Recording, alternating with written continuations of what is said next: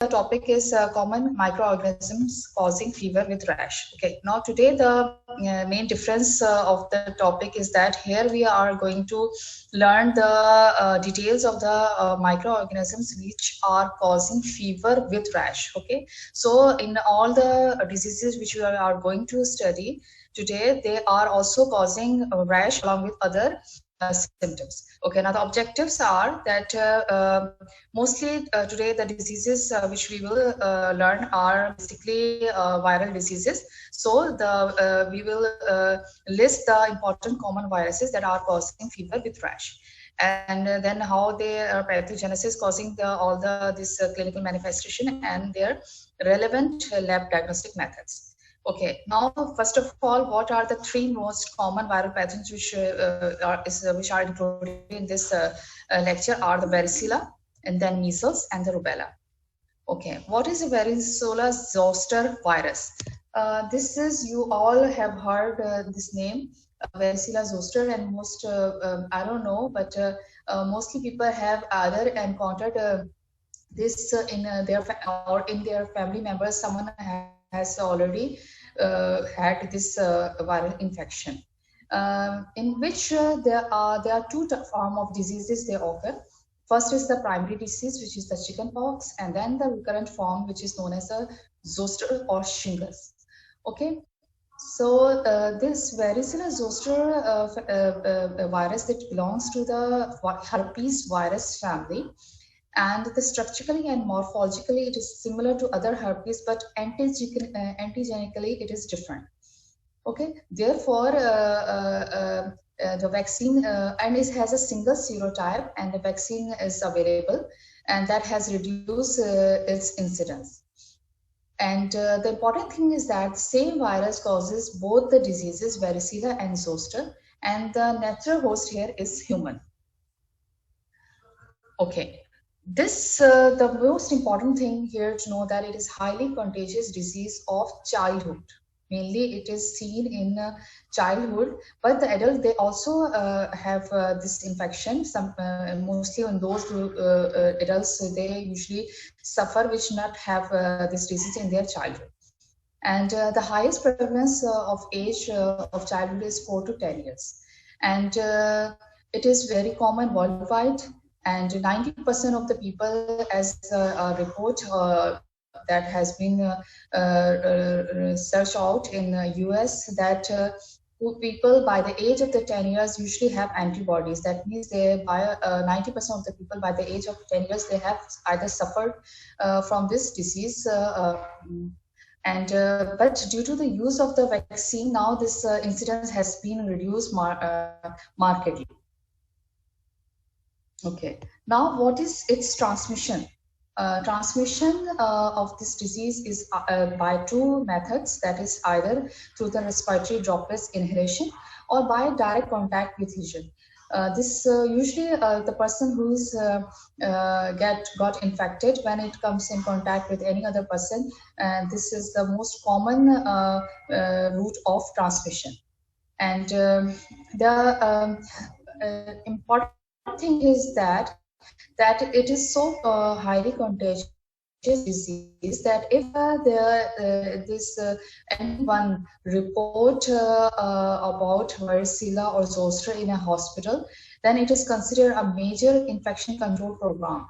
And because why? Because this, if it has been transmitted to immunocompromised patient, then it may cause a very life-threatening disease in such patients. So this is giving this infection gives a lifelong immunity. So usually, person has only once this varicella infection, but the zoster can occur recurrent. That means the zoster infection even after.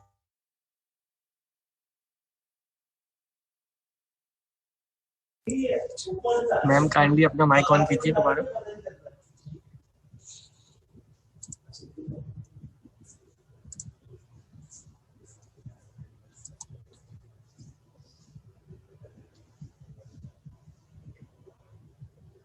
Mic madam आपका of है, kindly आप mic अपना on कीजिए दोबारा.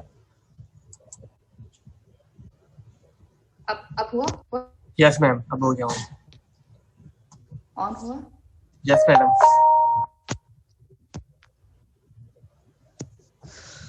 Okay. Now coming to the pathogenesis.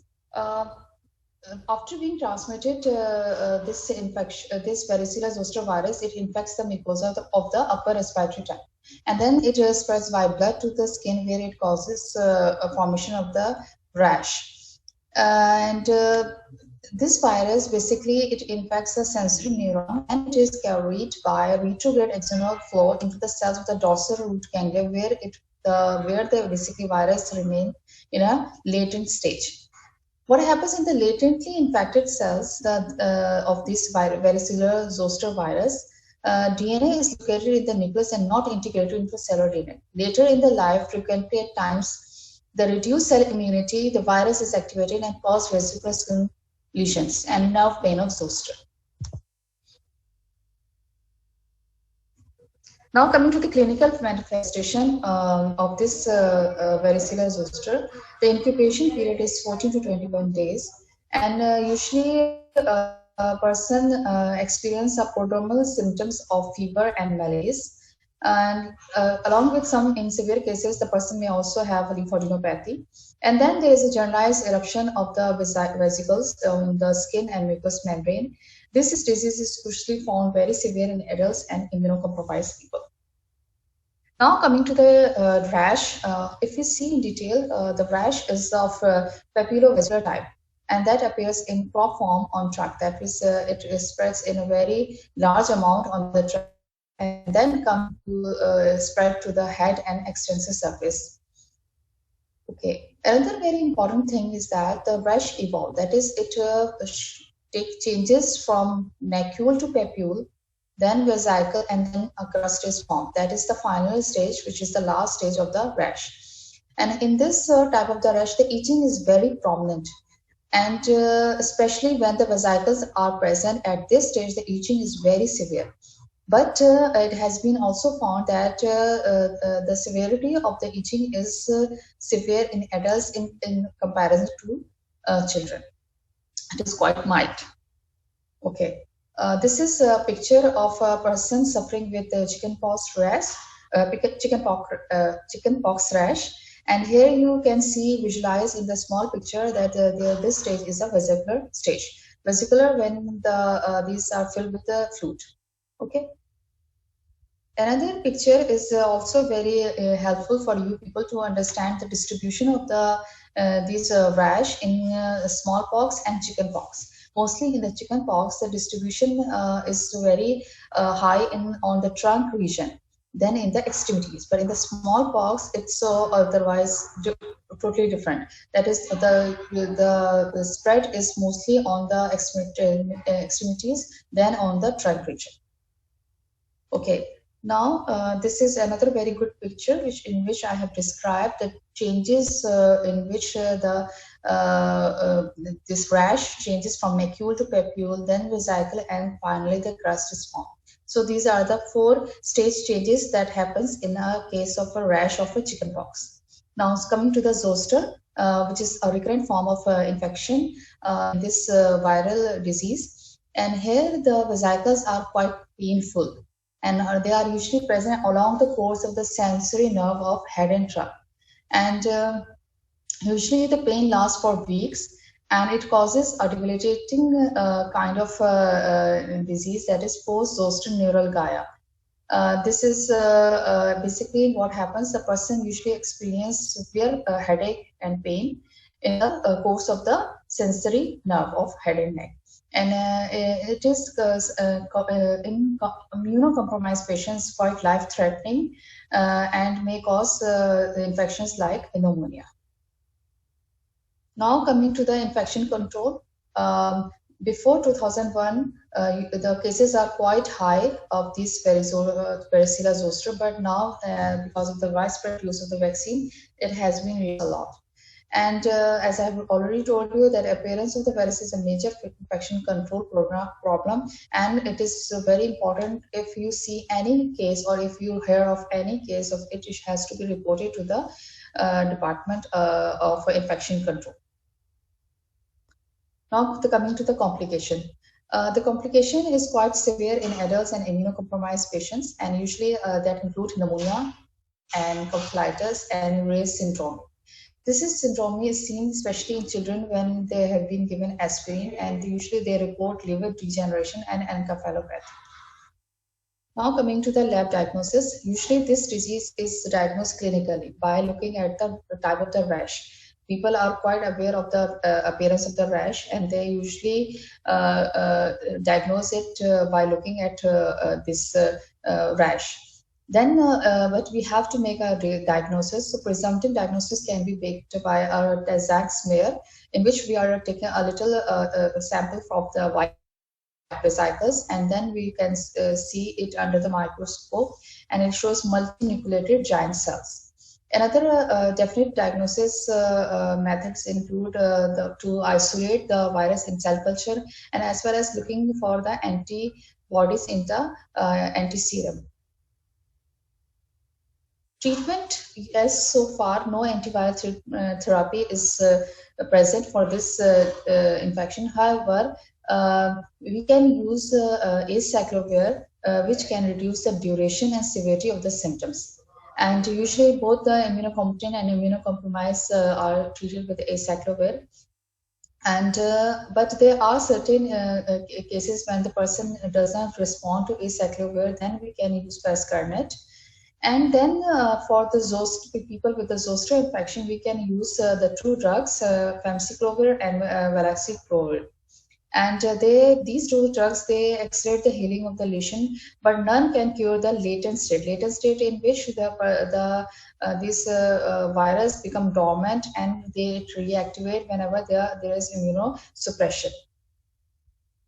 Now coming to the prevention. Mainly the prevention involves the vaccine.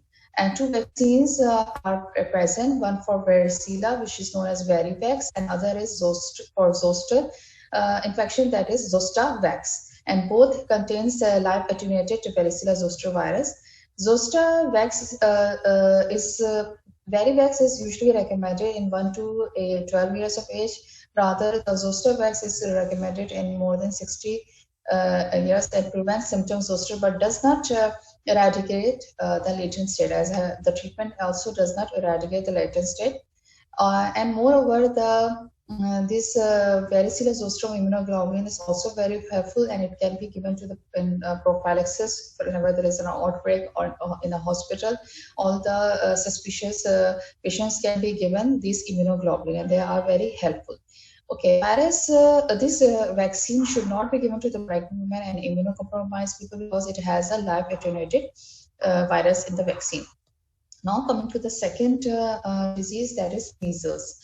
Measles is also a very highly contagious disease, and usually it has been found that by our WHO research that about 30 million cases of measles occur every year worldwide. But mainly it is common in childhood, and it is also characterized by a rash, which is known as maculopapular rash, and the human ear is the natural host. Now coming to the properties of this virus, it belongs to Paramomyxo family, and it has two spikes on its envelope. The two antigens are hemagglutinin, that against which the antibodies is usually formed, and then the fusion proteins that has two self-fusing hemolytic. And this virus also has a single serotype, which is very helpful to make a vaccine. Then transmission. It's usually transmitted by inhalation of the respiratory droplets, which are usually discharged during the coughing and sneezing. And this disease is quite common in malnourished children. And usually what happens, this disease is transmitted during the prodrome period. That is a period in which the vague and non-specific symptoms, they appear. And this disease is usually, it has been seen that whenever there is children which are malnourished, living in a crowded area, unhygienic condition, usually they are more prone to develop this type of viral infection. And here another important thing is vitamin A deficiency. Those people who are having vitamin A deficiency are more predisposed to have this infection than others. So supplementation of this vitamin A helps to reduce the severity of the measles. And moreover, the patients with the reduced cell-mediated immunity also have a severe life-threatening measles disease. Now coming to the pathogenesis, this as the transmitted through the respiratory droplet, then it infects the respiratory tract and then spread to the regional lymphomas where the further multiplication they occurs. Then rash appears due to cytotoxic T lymphocytes. What are cytotoxic lymphocytes? These are basically important cells of the immune system, and that directly kill the cells and play a very important role in host defense against the viral infection. Then further, if we see in this infection, multinucleated giant cells they formed, and they are characteristic of the lesion, and this also gives a lifelong immunity. Now coming to the clinical features, here the incubation period is only 10 to 14 days. And then the prodromal stage, in which the vague symptoms or non-specific symptoms they usually occur, and here usually a person experience fever, conjunctivitis, in which a person may have photophobia. Then running nose and coughing is also very common. Later, specific symptoms they appear, in that include Koplik spots, which are quite diagnostic. These spots they usually appear in the buccal region, and they have a red, bright spherical with a central white spot. And the appearance of the rash usually occur on the face and then to the body and lower extremities, and it also includes the palms and soles. Later, with passage of time, brownish hue that is usually covering the rash. This is how the Koplik spots they look like, having a central white spot. And the other picture, the right side of the picture, shows the measles rash. What complication can develop in this measles? Complication of measles are quite severe, and usually the person may have seen with the encephalitis in 1 in 1,000 cases. Other permanent sequelae which have been seen in 40% of the people include deafness, mental retardation, as well as pneumonia, primary pneumonia, in which it results in formation of giant cells. Secondary pneumonia is usually of bacterial type. Then otitis media is also very common. And then subacute sclerosing panencephalitis, it happens, but it is a rare disease. Then in pregnant women, if they suffer with the measles virus, they can result in increased risk of stillbirth. Now coming to the lab diagnosis, usually this also can be diagnosed on clinically sign and symptoms, but it can also be isolated in cell culture, and then we can also look for antibody titer rise to 4-fold that shows a positive viral infection. Then PCR is also done for confirming the diagnosis. Now coming to the treatment and prevention, no antiviral therapy available for this measles virus. However, vaccine is available, which is given along with the mumps and measles and rubella, in a combination is given. And this is also live attenuated, and it is given subcutaneously at 15 months of age. Booster is then given, and usually vaccine is not given before 15 months, because the maternal antibody in child can neutralize virus and reduce immune response. And similarly, this is also a live attenuated vaccine, so it should not be given to the pregnant women and immunocompromised people. And this important thing is that here some people may experience atypical measles. Who were subsequently infected with the measles virus, and they have an atypical rash without Koplik spot. Okay, so this may also happen in some people. Now coming to the third virus, rubella virus, which belongs to the member of Toga family, and this is also known as rubella or German measles.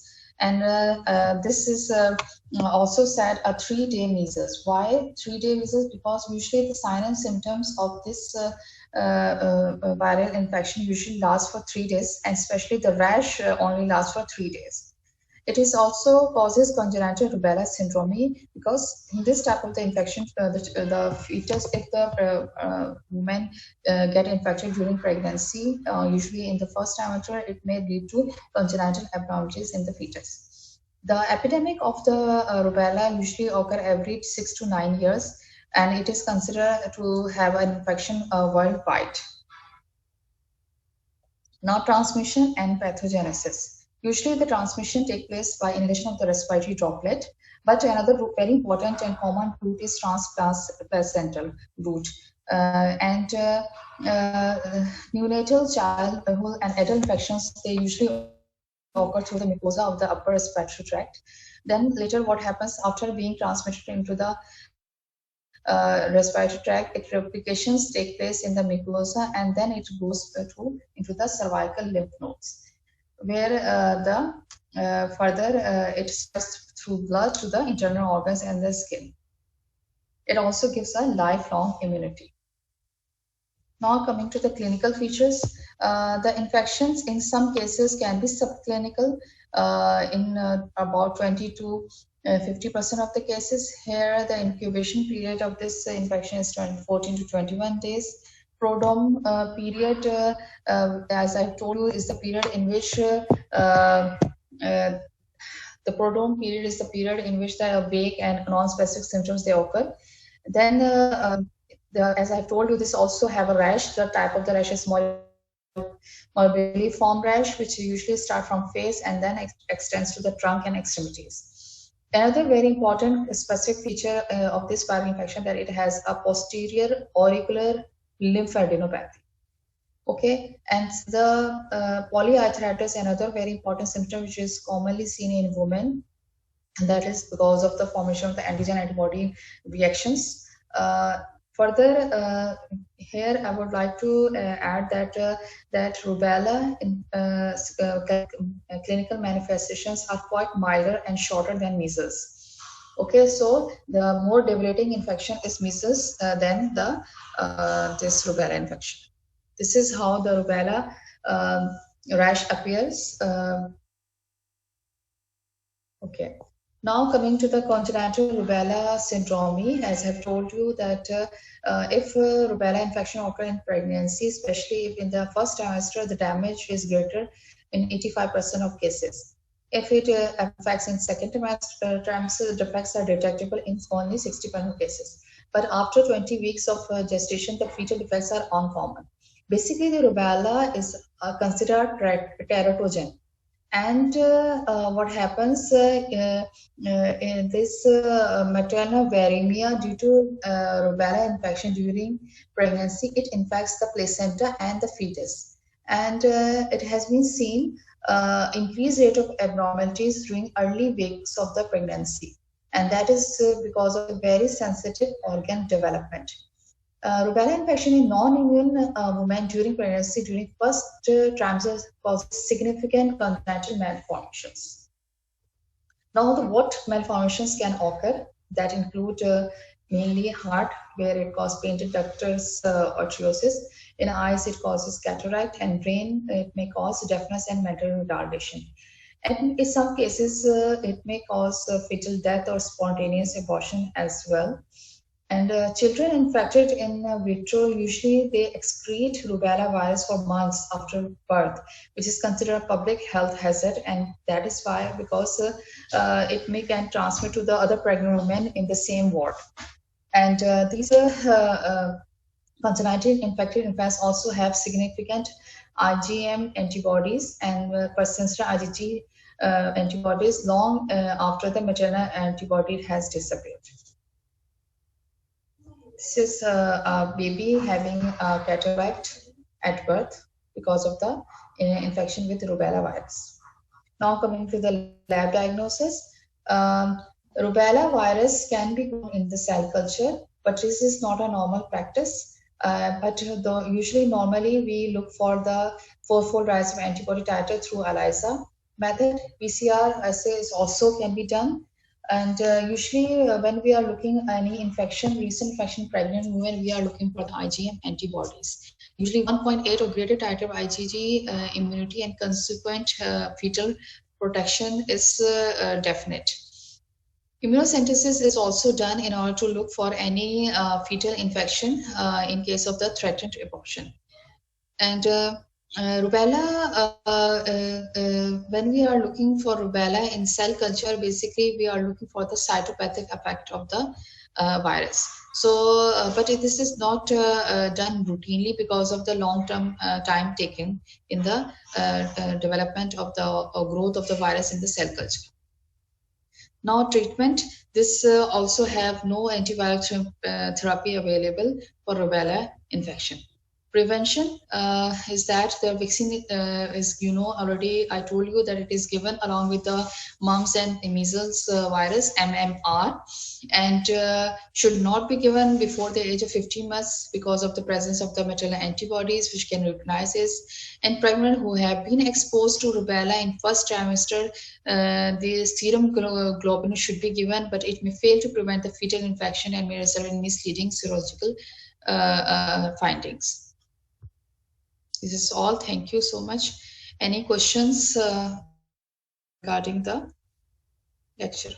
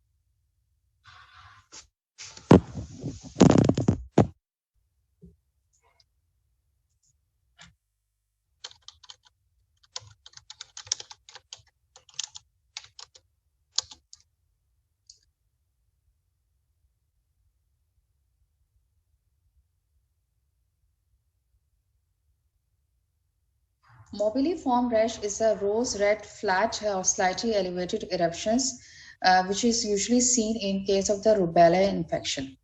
Okay. Okay. Another question is that you are asking that what is a subcutaneous IV? This is basically cutaneous is given. A vaccine is given in which we give them vaccine under the skin, okay, not in the muscle. Okay, usually other vaccines have been given in the muscle, but this vaccine is given subcutaneously. This the subcutaneous tissue is present under the skin. The first layer skin under the skin is a layer, is subcutaneous layer, and it is given under in the subcutaneous layer. Okay. Okay, another question is regarding HIV. HIV, that what is that? Also, okay.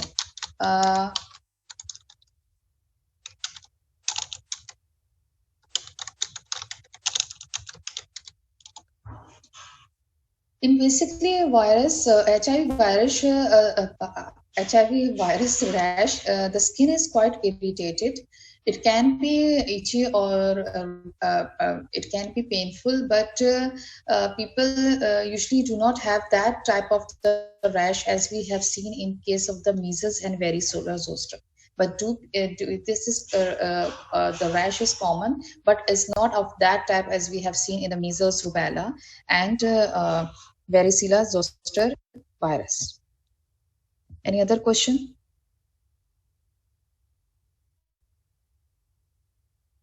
Usually, the chicken pox is the primary disease, and the shingle is the secondary one.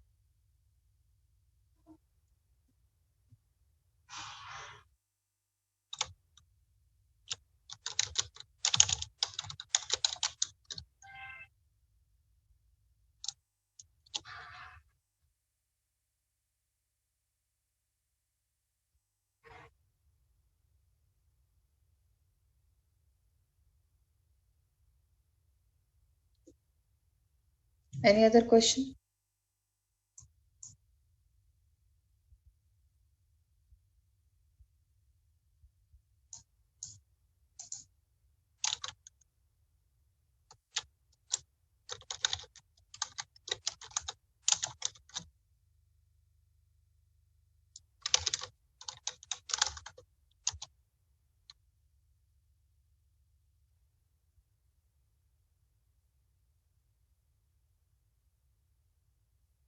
Okay, basically the treatment is, there is no so far treatment is available. Only we can give the treatment which I have told you in case of varicella. I have given you that acyclovir can be given, but it only reduces the severity of the symptoms, but it cannot treat it. And usually in prophylaxis we can give the immunoglobulins, and that can reduce the symptoms, but treatment as such not available. Rather we will go for the prevention.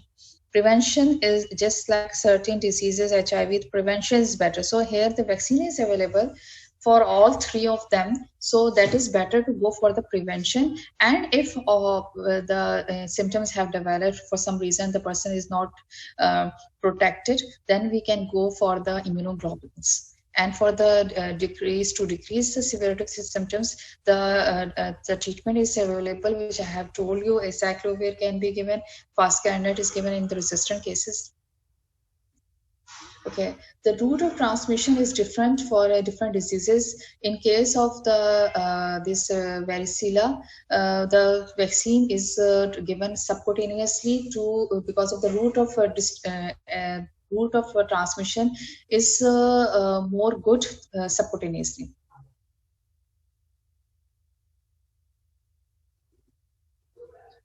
Okay, zoster shingles and are not same as the herpes shingles, because I have told you that structurally and morphologically, the varicella is similar to the herpes, but antigenically it is different.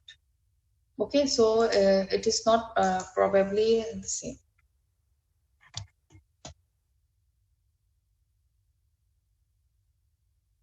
You cannot say things same as they are antigenically different.